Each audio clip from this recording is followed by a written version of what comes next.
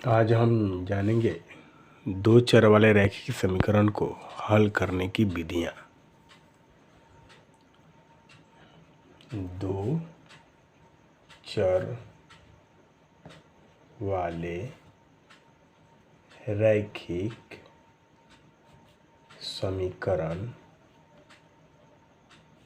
समीकरण युग्म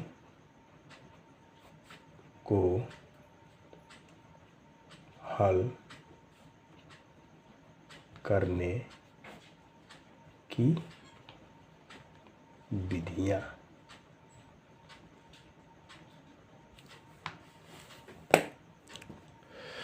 दो चर वाले रैखिक समीकरण को हल करने की तीन विधियां हैं। सबसे पहला है प्रतिस्थापन विधि। प्रतिस्थापन विधि। दूसरा है हमारा विलोपन विधि। विलोपन विधि को हम लुप्तीकरण विधि भी कहते हैं। तीसरा हमारा है वज्र गुणन विधि। 10वीं के बोर्ड में हर एक साल तीनों में से किसी एक पर प्रश्न आता है।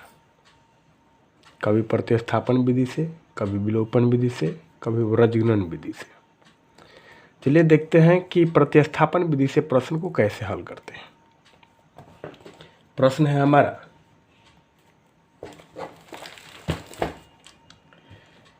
कि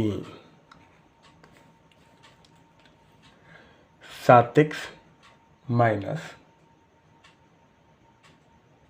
15y बराबर 2 तथा x प्लस 2y बराबर 3 को प्रतिस्थापन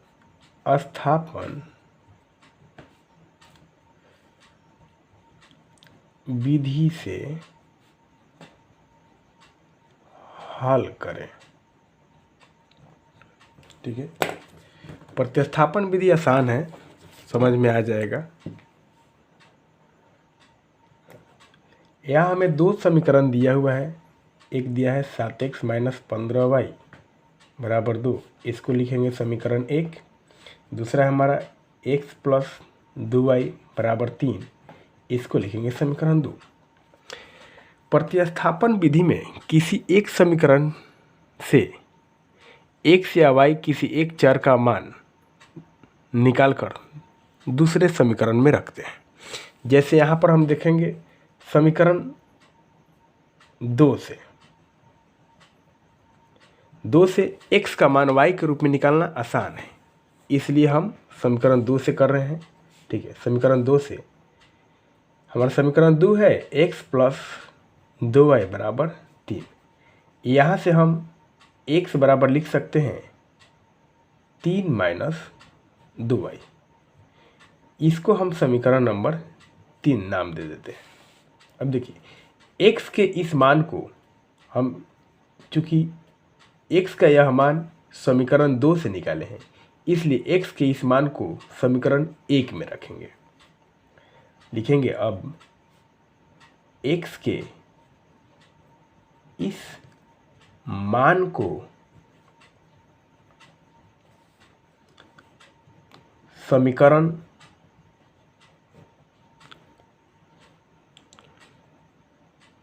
1 में रखने पर,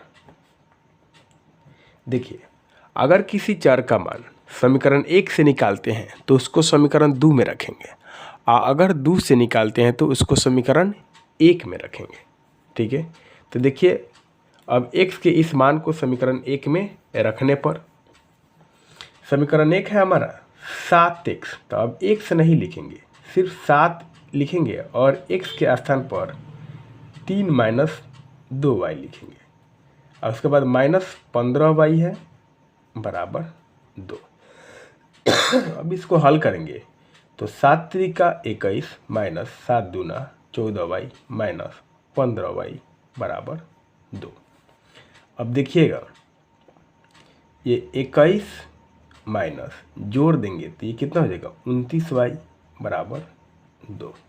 अब इसको उधर भेज देते हैं तो माइनस 29y बराबर 2 घटाव 21 या माइनस 29y बराबर माइनस 19।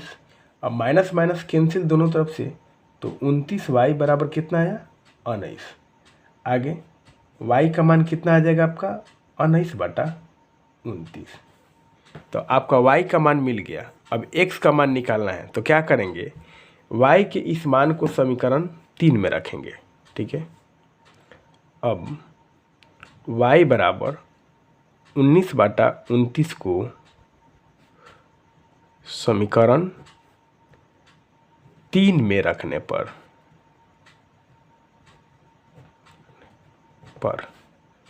ठीक है,